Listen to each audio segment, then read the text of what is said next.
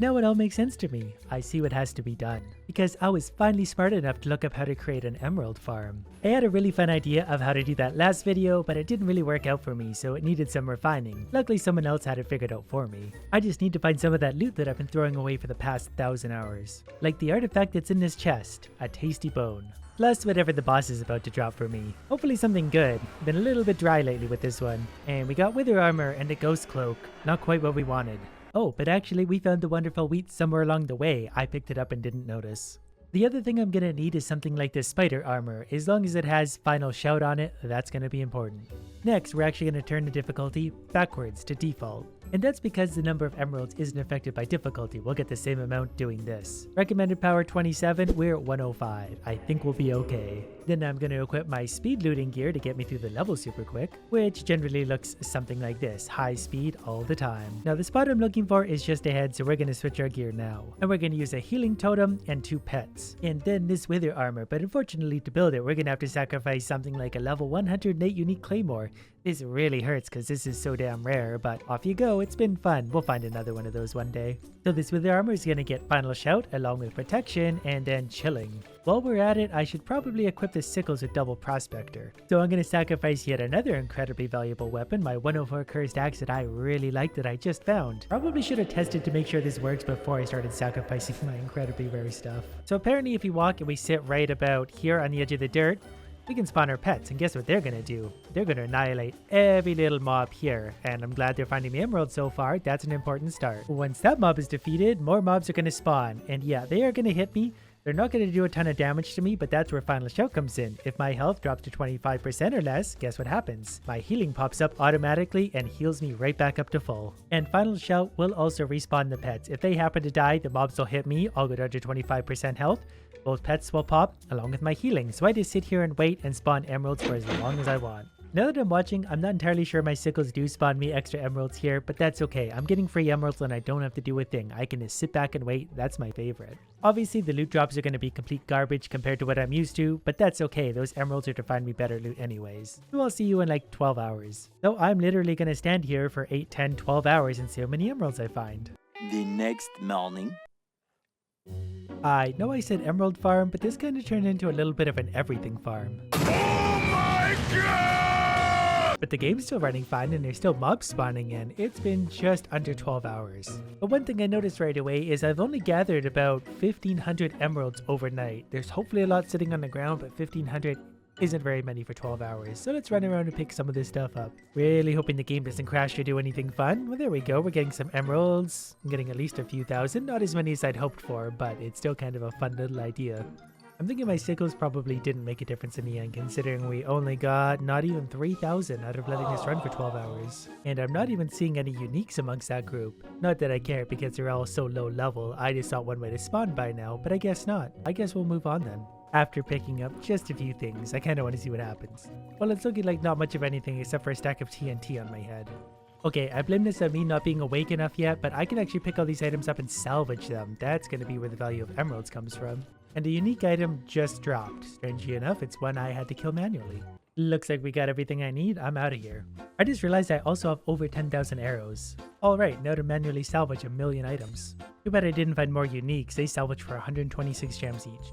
Alright, those are the last two. So for my 12 hours of emerald farming, I made about 7,000 gems. Not even 7,000. So I'm not sure that was worth it. It is an easy way to get 7,000 gems, but it takes a long time. But now I can't help but wonder, if I run through a level with my dual prospector sickles, do I get the same amount of emeralds I would on Apocalypse?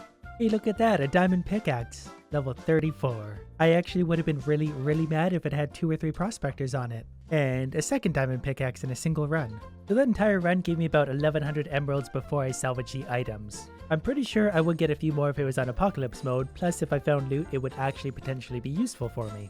Although after salvaging some items, we're up to 18,800, so we made about 2,000 emeralds from a single run. But I am curious to see how that compares to Apocalypse mode, so I think I'm going to build the Cursed Axe with Prospector, because that'll hopefully help me kill some enemies and stay alive better.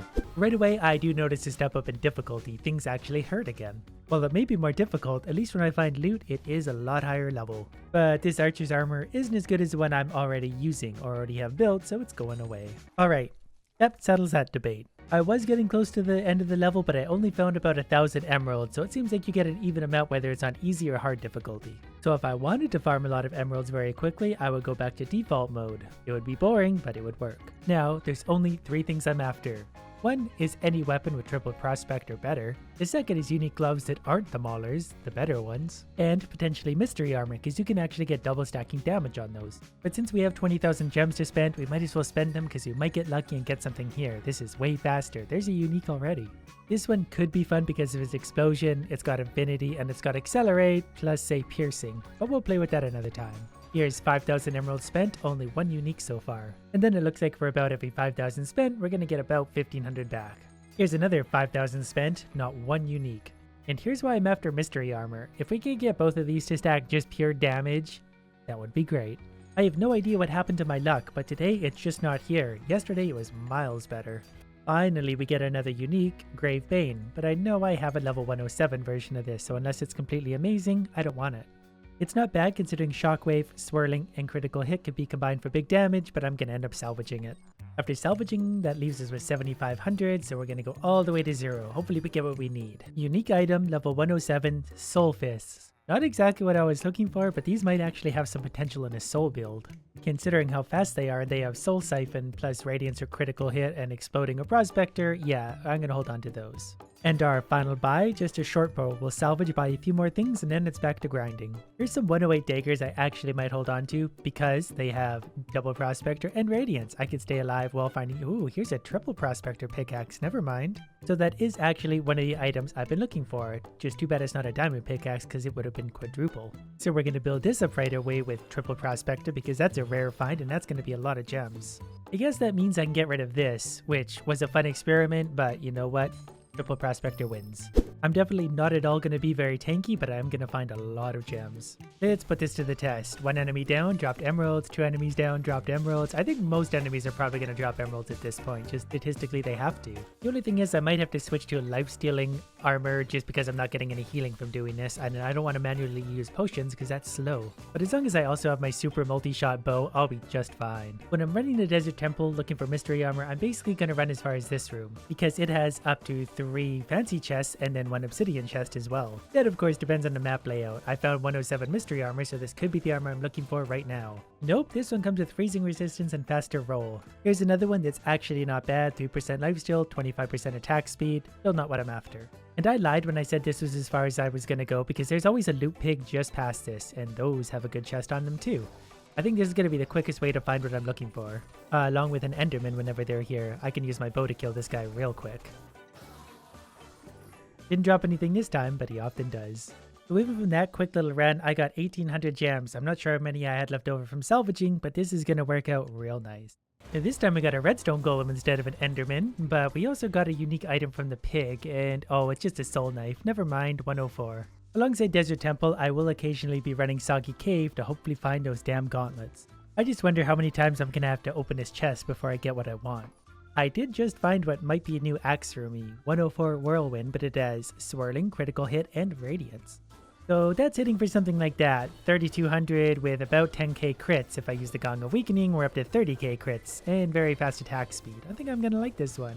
It's honestly a little hard to tell compared to my last one because they both basically do the same thing, but either way, I'm having a good time.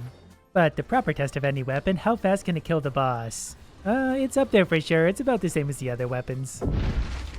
Anyways, that was a nice little distraction. Back to grinding. And since I'm back up to about 5,600 gems, might as well spend them hoping to find what I'm looking for. Well, there's a unique tanky armor with some not bad enchantments. I'll save that one for later. And after salvaging some more, Firebrand 106 burns mobs. But its enchantments aren't really there for me, but we're gonna hold on to it. The Last Laugh level 106, I have no idea if those are any good. They drop more emeralds, they have healing, they have critical hit. That might be something to use for a while. So I feel like the DPS is actually a little bit lower than my axes. It's not far off, but I don't think it's worth it for the few extra emeralds I'm gonna find with these. That's not what I wanted, but that's still pretty good. 107 Whirlwind, that has potential to be really good. I'll take it, because it's really just a better version of my current one. So I had 230 damage, that's it. But if I wear this, it does pull my power up to 106, which means I have a slightly higher chance to find 108s. I actually can't believe how hard it is to find those gloves. But let's spend another 5 grand looking.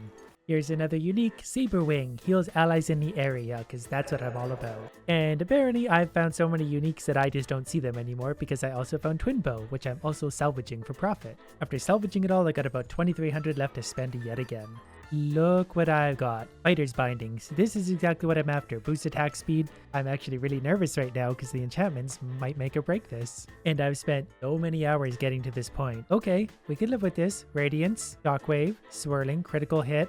I kind of wish Swirling was over here, but this will still work really nicely. Look at all that speed. You see that, kids? Good things happen when you waste hours of your life trying to make them happen. So now that we got these beautiful things, it's time to sacrifice something like this, which was fun, but then we're definitely going to add Radiance, and I'm pretty sure I'm going to add Shockwave because Sharpness isn't going to add a lot of damage to that, which means we're going to land on Critical Hit for the final. Either of these are a good choice. Critical Hit is going to be more damage overall according to my calculations. So let's take a look at the attack speed on these. Yep, that's pretty high. I'm going to enjoy these a lot. So changing back to my DPS gear, and we're doing a lot of hits very quickly. If we use these, look at all that damage going out. This is going to be fun. Without Swirling, I'm not sure how this is going to be for mobs in general, but for bosses especially, it's going to be good. And I'm going to stay nice and healed at the very least because look at all that Radiance. You know what? I think I could live with this even for dealing with mobs. I really want to try this against the boss though, and we can still do better with our items, believe it or not. Yeah, so especially for individual targets, this build might be the very best. I really like that attack speed though. With all that Radiance popping, that keeps me alive pretty much no matter what. Like these guys. They're all hitting me, but they die so quickly and I proc so much Radiance that it's so much fun. And that Radiance does help keep me at full health, and that gives me Cowardice, which gives me the 100% damage boost on top of that all. This is where I really want to see it shine. Yeah, that's dropping definitely, probably as fast as anything we've seen. Up there with the bow, because we hit about, oh, this is actually faster than the bow, because we took 2/3 health off before my gong wore off. And yeah, it's dead pretty much that fast. And there's another Gong of Weakening, which is good, because I was just thinking to myself, we don't need 2 mushrooms, we need 2 gongs. Alright, so under regular circumstances, I do crits for 2,500. If I proc 2 gongs and the mushrooms, we're up to 7,500. Interesting. That's so much damage per second. I don't even know what that is, but it's a ton. Alright, well let's go try with 2 gongs against the boss.